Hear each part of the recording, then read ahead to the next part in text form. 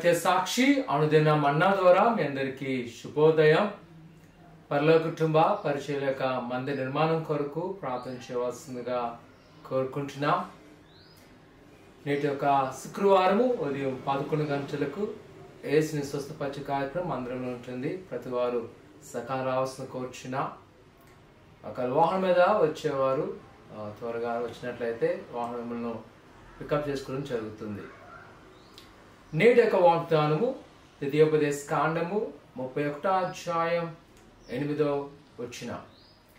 నీ ముందర నడుచువాడు యెహోవా, ఆయన నీకు తోడై ఉండెను, ఆయన నిన్ను విడువడు, నిన్ను ఎడబాయడు, భయపడకము, విస్మయమొందకము అని ఇజ్రాయెల్ అందరి ఎదుట అతనితో చెప్పాను.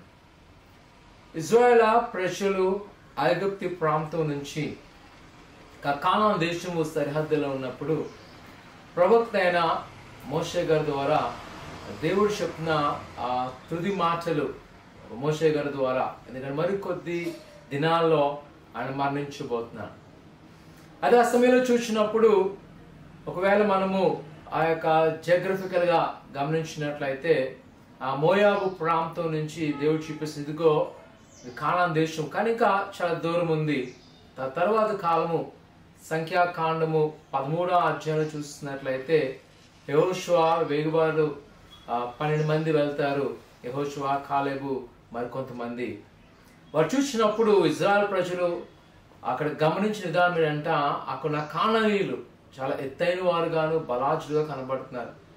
కావున వారు మోషే గారు చెప్తారు, ఇది చాలా కష్టము. అలాంటి సమయంలో దేవుడు మాట్లాడుతున్నాడు, భయపడాల్సిన అవసరం లేదు, నీ ముందు నడిచేవాడు నీ దేవుడైన యెహోవా. నిజముగానే ఆయన వారి తోడున్నారు కాబట్టే యోర్దాను నదిని దాటగలిగి ఉన్నారు, ఎరికో గోడలను కూలగట్టి ఉన్నారు, అక్కడ 5 రాజులను గెలగలిగి ఉన్నారు. ఇవన్నీ ఎలా జరిగాయంట దేవుని యొక్క నోటి మాట ద్వారా. యాజకులు కాలమోపగా యోర్దాను ఏకరాశిగా నిలబడితే వారు దేవుని స్తుతించగా ఎరుకో గోడలు వెనుకబడడం చూస్తాం. నిజమే ప్రియ కుమార కుమార్తె, ఈరోజు మన చుట్టూ ఉన్న పరిస్థితులు, బంధకాలు చాలా అధికంగా ఉన్నాయేమో, కానీ దేవుడైన యెహోవా నీ ముందున్నాడు. యేసయ్య మనతో ఉన్నాడు కాబట్టి మనం భయపడాల్సిన అవసరం లేదు. కానీ మనం చేయవలసిన ఒకటే ఆయన మాట మీద నిలబడ్డాం. ఈ ఉదయకాల సమయంలో ఒకవేళ నీ ముందున్న ఎలాంటి పరిస్థితులున్నా సరే వాటి మీద కాదు, ప్రభువైన యేసుక్రీస్తుని నమ్ముకుంటూ ఆయన పట్ల గొప్ప కార్యం చేయను. ప్రార్థన చేసుకుందాం. పరిశుద్ధుడా దేవానికి ఉన్నారు తండ్రి, ఆయన యొక్క ఉదయకాల సమయంలో నీ బిడ్డలు నీ సన్నిధిలో ఆరాధిస్తుండగా దేవా మీ సహాయం వారికి దయచేయండి. నీ కృపతో వారిని నడిపించండి, బలపరచండి. దేవా నీ కృపాక్షమలు వారికి దయచేసి ఆయన వారు ఏదైతే నీ సన్నిధిలో మొరు పెడుతున్నారో శీఘ్రం వాటిని నెరవేర్చండి.